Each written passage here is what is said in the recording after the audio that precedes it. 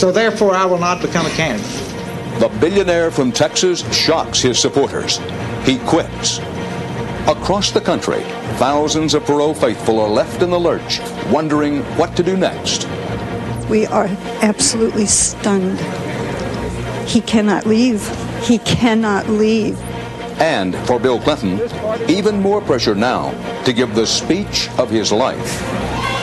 This is the CBS Evening News.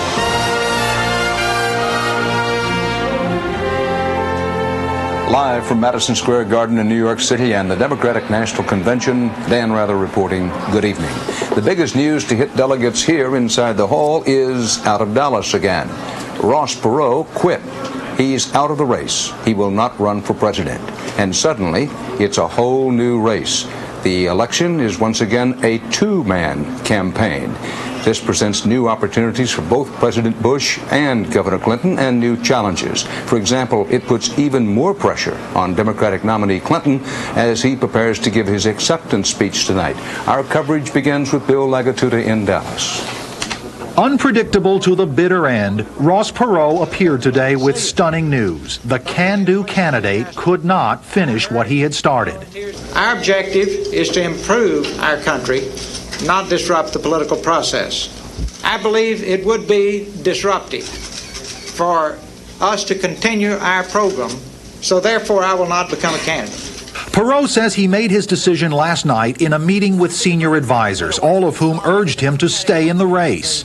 Notwithstanding the fact he's leaving the race, he's had a very positive impact on our system. Not even Ed Rollins, who quit in frustration yesterday, thought Perot should stop running. He's got to do what his conscience tells him he has to do. But I hope that the millions and millions of people who supported him don't lose faith in the political process. Perot's campaign blew up the political landscape. He announced on a talk show he'd run if the people wanted him to, and millions did. In weeks, putting him on the ballot in 24 states, well on the way to all 50. And for a while, the remarkable movement looked like it might take Perot all the way, for no one was better able to articulate a nation's anger. A government that comes from you and get rid of a government that comes at you that we have today. Today, Perot said, the wake-up call has been heard. All you have to do is listen to what both of the party candidates are saying now.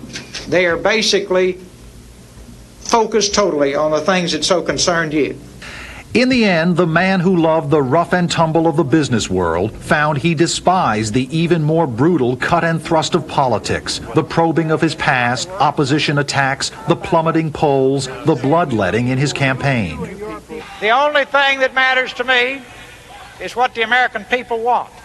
And though his legions of volunteers wanted him to tough it out, Perot the politician made a tycoon-like decision to cut his losses.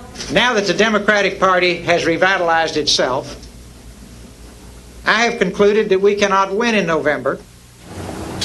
Perot was cool and remarkably unemotional, considering he'd just broken the hearts of millions who were counting on him.